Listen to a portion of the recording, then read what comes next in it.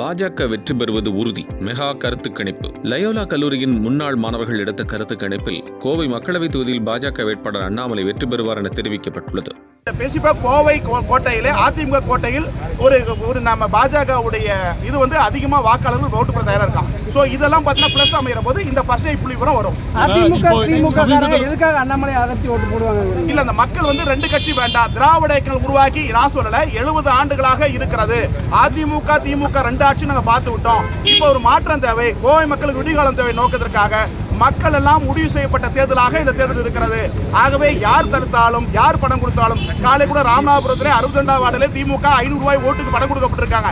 இப்படி திமுக பணம் கொடுத்தாலும் அடுத்து அதிமுக பணம் கொடுக்க போறாங்க. யார் கொடுத்தாலும் இந்த தவிர்க்க முடியாத வெற்றியை அண்ணாமலை கண்டிப்பா இது கொண்டாடுறத இந்த ஊடகம் குறிப்பிட்டிருக்கிறதுல வந்து கவுண்டர் சமுதாயம் வந்து அண்ணாமலைக்கு ஆதரவா செயல்படுன்னு சொல்லி கொடுத்திருக்கீங்க.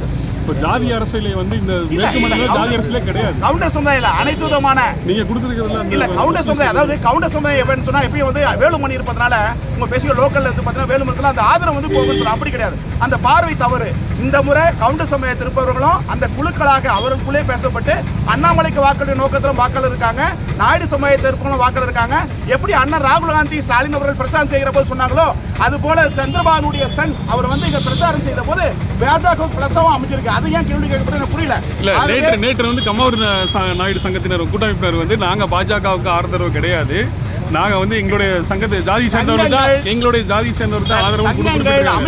அப்படி இருக்கக்கூடிய சூழ்நிலையில நீங்க வந்து சங்கங்கள் அமைப்புகள் கட்சிகள் எல்லாத்தையும் கடந்து அனைத்து மக்களும் அங்கீகரிக்கிற தலைவராக அண்ணாமலை வந்திருக்கிறார். நிச்சயமாக வருகிற 2020 தேர்தல் பாஜக சாதகமான தொகுதியை கோயம்புத்தூர். அதாவது பாத்தீங்கன்னா இந்த சிங்கநல்லூர் பகுதிகள் சூலூர் பகுதிகளில் வந்து கொஞ்சம் வீக்ஸா இருக்கு. ஓட்டு என்ற போது பாத்தீங்கன்னா பல்லடம் வந்து பீக்கா தூக்கி கொடுக்கும், தெற்கு தொகுதி பீக்கா தூக்கி கொடுக்கும், நார்த் தொகுதி கொடுக்கும். அதுக்கடுத்து கவுண்டமலையும் கொஞ்சம் முன்ன பண்ண வரும், சூலூர் வந்து கொஞ்சம் முன்ன பண்ண வர போது இறுதி முடிவு வருகிற போது இந்த புள்ளிவரத்தோட வெற்றி பெறுவார்.